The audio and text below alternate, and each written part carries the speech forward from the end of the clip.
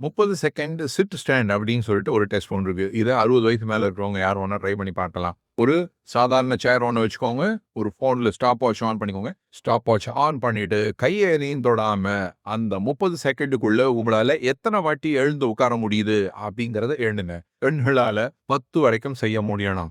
ஆண்களால 12லேருந்து 15 வரைக்கும் செய்ய முடியணும். அந்த மாதிரி செய்ய முடியுதுன்னு சொன்னா நீங்க ஸ்ட்ராங்கா இருக்கிறீங்க. இல்ல நான் எழுந்துக்க முடியல, என்ன கம்மியா இருக்குதுன்னா உங்க பிரச்சனைகள் ஆரம்பமாகுது அப்படின்னு இருக்கும். நான் கையை பிடிச்சாதான் எந்திரிக்கவே முடியுது அப்படின்னு சொன்னா உங்க பிரச்சனைகள் இன்னும் ஜாஸ்தியாக இருக்குது.